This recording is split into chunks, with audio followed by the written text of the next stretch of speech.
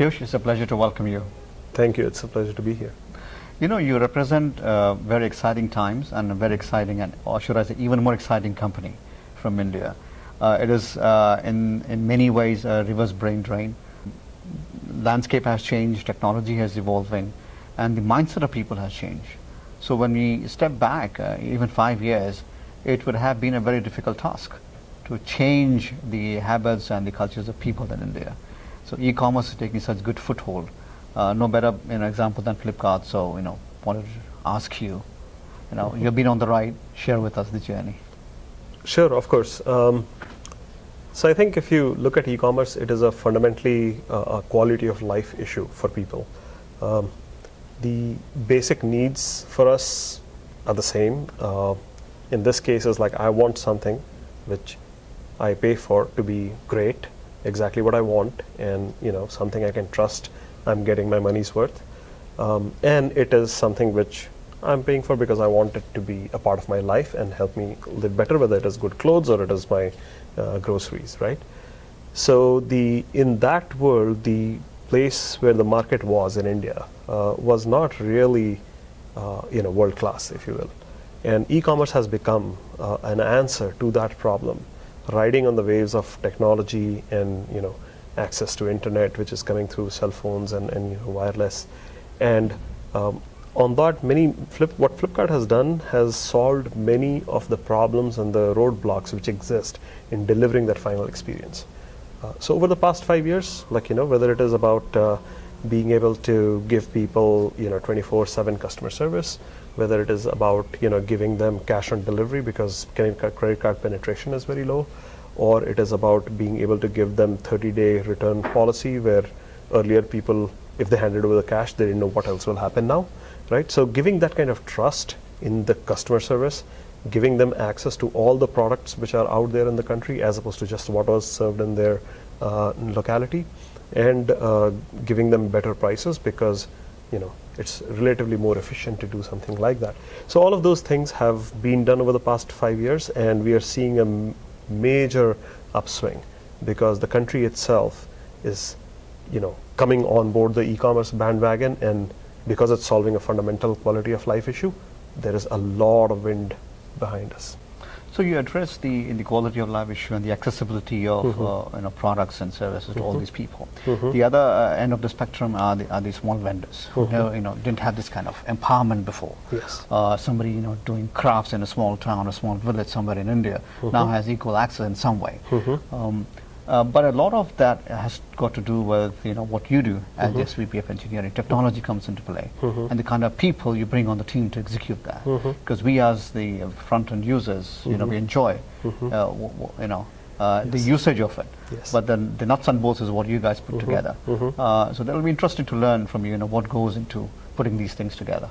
Absolutely, absolutely. I think you hit the nail on the head.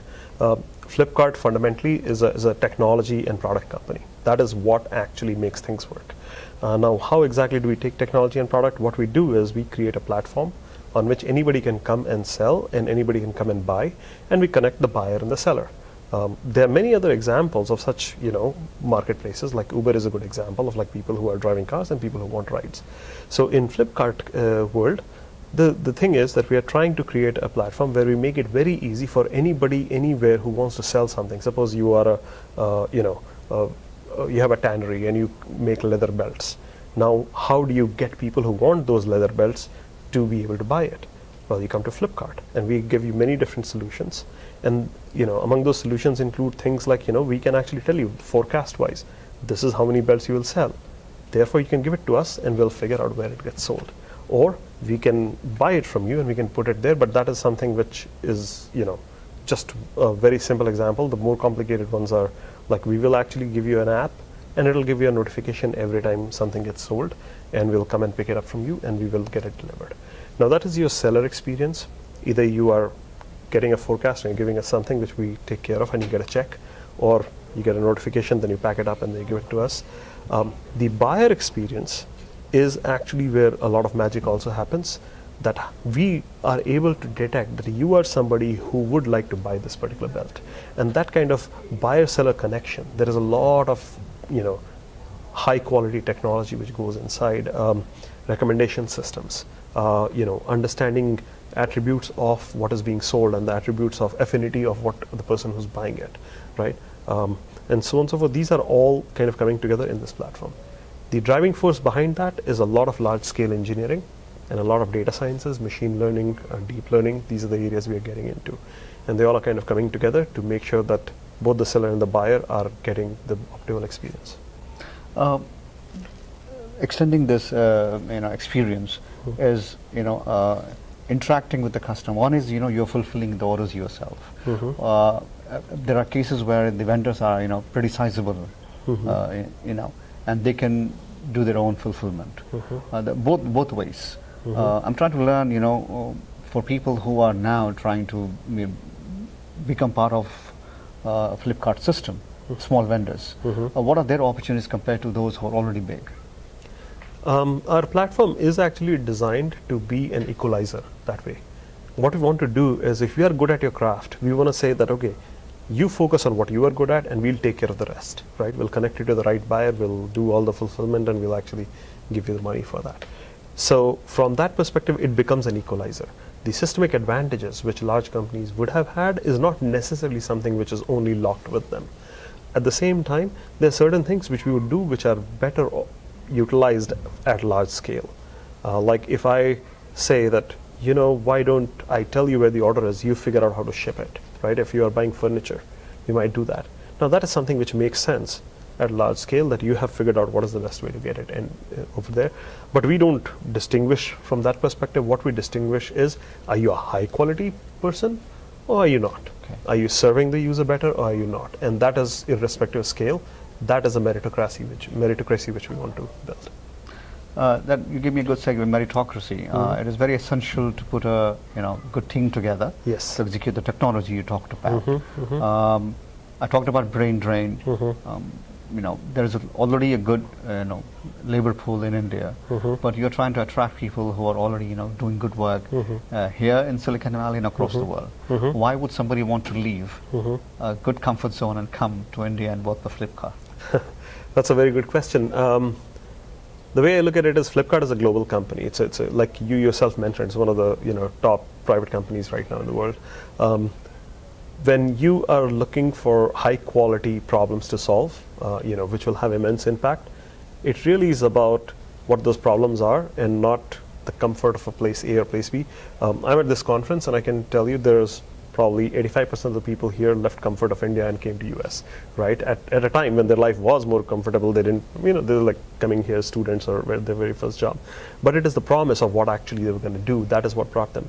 And it is the promise. Like one thing I noticed in Flipkart is there are a lot of people who have gone back from here who are working there. But every day it is the impact which we are having. Like, the number of people we haven't even touched today are more than all of Europe and America combined. That's sitting in that country.